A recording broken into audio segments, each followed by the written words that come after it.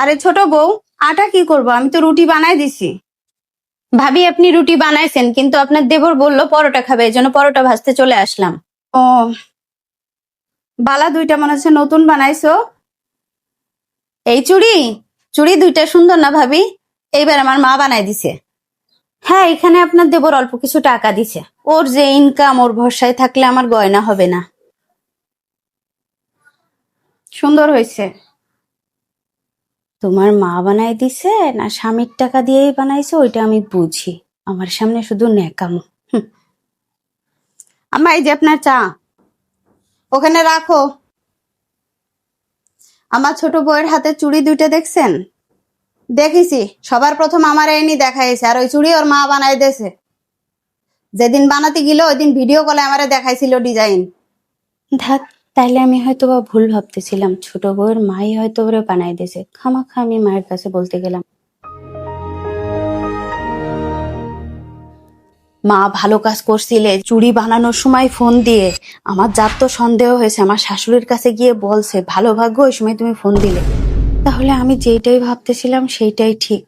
আমার স্বামী যে কবে বুঝবে।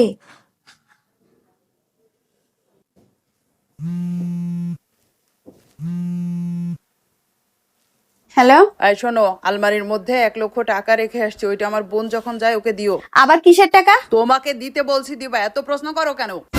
তাই তো, তোমার টাকা তুমি তোমার মাকে দিবা, তোমার ভাইকে দিবা, তোমার বোনকে দিবা, তোমার ইচ্ছা মতো তুমি সংসারের পিছনে খরচ করবা, তাতে আমার কি? আমি বলার কে? আরে বাবা, ছোট বোনের হাজবেন্ড বিপদে পড়ছে তাই দিচ্ছি। শোনো, আমি তোমাকে কখনো দিতে নিষেধ করি না। তোমার আরো একটা ভাই আছে, তো সে তো দিব্যি ইনকাম করতেছে, তার বউ গহনা গাঠি বানাচ্ছে। তুমি কি করতেছো? তুমি না বিপদে না পড়া পর্যন্ত বুঝবে না। তুমি সবার পিছনে সবকিছু করতেছো, কিন্তু যখন তুমি বিপদে পড়বে তোমার পাশে কেউ থাকবে না, আর তখন ভুগবে তোমার বউ বাচ্চা। আরে তুমি এত চিন্তা করছো কেন?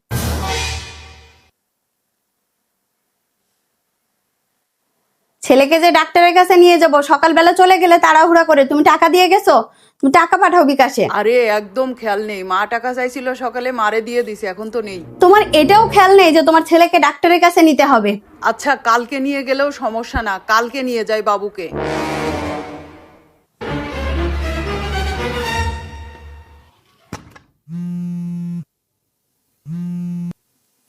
হুম। আমি শেষ হয়ে গেছি ইতি, সব শেষ। কি বলতেছো এইসব? কয়েক মাস ধরে কোম্পানি অনেক লসে চলতেছিল, হঠাৎ করে একটা বড় প্রজেক্ট আবারও লস, আমার চাকরিটা নেই। তো তুমি এত ভেঙে পড়তেছো কেন? চাকরি একটা গেছে, আরো পাবা। তুমি শিক্ষিত, তোমার এক্সপেরিয়েন্স আছে, এত টেনশন করার কি আছে? যতদিন তুমি চাকরি না পাও ততদিন তুমি দোকানে বসো।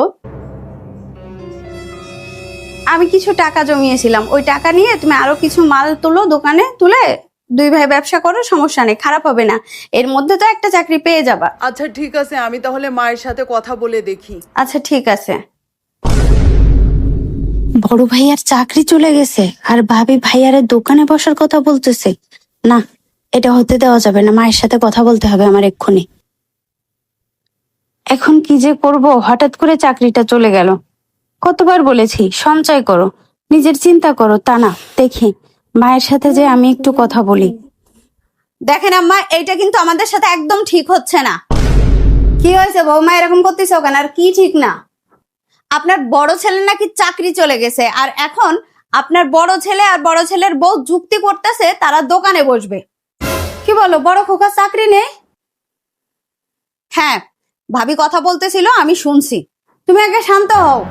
দেখেন আম্মা, ওই দোকান কিন্তু আপনার ছোট ছেলের নামে, আর ওই দোকানে ভাইয়া এসে যদি ভাগ বসায় তাহলে কিন্তু বিষয়টা ভালো হবে না।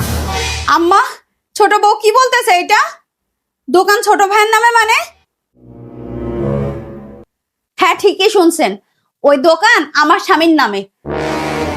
হ্যাঁ, ছোট খোকার নামেই নিছি, বড় খোকা তো বিপদে। দেখেন আম্মা, ওই দোকানে ভাইয়া যাবে না, আমার একদম সাফ কথা। আম্মা, দোকান নেওয়ার সময় আপনার বড় ছেলে অর্ধেকের বেশি টাকা দিয়েছিল, আর কথা ছিল যে দুই ভাইয়ের নামে দোকান হবে। বড় বৌমা, আমি তো অস্বীকার করছি না, বড় খোকা সব থেকে বেশি টাকা দেছে ওই দোকান নেওয়ার সময়, আর আমি বলেছিলাম যে দুই ভাইয়ের নামে নেব। তো তুমি তো জানো ছোট খোকা কিরকম, ছোট খোকা টাকা পয়সা রাখতে পারে না, লেখাপড়াটাও শিখলে না, টাকা পয়সা নষ্ট করলে। এই জন্য চিন্তা করলাম বড় খোকা তো পড়াশোনা জানে, সে চাকরি করে, যে কোনো একটা উপায় করে নিবে। এই জন্য ছোট খোকার নামে দোকানটা করে দিছি। আম্মা, আপনি এরকম একটা কাজ করতে পারলেন? আপনার বড় ছেলে এই সংসারের পিছনে কত কিছু করছে, সবার জন্য করছে। আচ্ছা ভাইয়া কি করছে এরকম শুনি? সংসারের একটু খরচ দেয় বলে আপনি এরকম বড় বড় কথা বলবেন? চুপ করো ছোট বউ, যেটা জানো না সেটা নিয়ে কোনো কথা বলবা না। তুমি আসছো তো কিছুদিন হলো, আর কি জানো তুমি? ছোট ভাইয়েরা পড়াশোনা করানোর জন্য অনেক চেষ্টা করছে, ছোট ভাইয়া অনেক টাকা পয়সা নষ্ট করছে। দেখেন আম্মা, ওই দোকানে ভাইয়া যাবে না, আমি এত শত বুঝি না। তারা যেভাবে পারে সংসার চালাবে, ওই দোকানে ভাইয়া যাবে না। আর আমরা আলাদা হয়ে যাব, আমরা এইভাবে থাকবো না, আমরা আলাদা খাবো। দরকার পড়লে আমরা এই বাসা ছেড়ে অন্য বাসায় যেয়ে থাকবো, ভাড়া বাসায় থাকবো।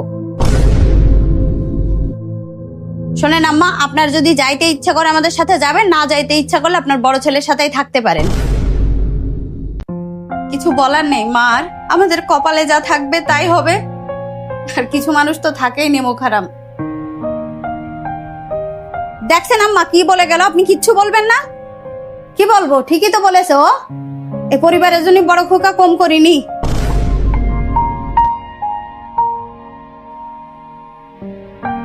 হ্যালো, কি ব্যাপার, কোথায় তুমি? সারাদিন বাসায় আসলে না, কোনো খোঁজ খবর নাই। বাসায় আসবো? কার বাসায় আসবো? ভাই বোন মা কেউই তো আমার না। অনেকবার তোমাকে বুঝিয়েছি, অনেকবার ওয়ার্নিং দিয়েছি, তখন যদি আমার পরামর্শটা নিতে তুমি। ঠিক বলছো, তোমার পরামর্শ নিয়ে চলতাম যদি, তাহলে আজকে আমার এমন হতো না। বাদ দাও, সবাইকে বিশ্বাস করছো, বিশ্বাস করে ঠকছো। চিন্তা করো না, যার কেউ নাই তার আল্লাহ থাকে, একটা না একটা উপায় হয়ে যাবে। আগে বাসায় আসো।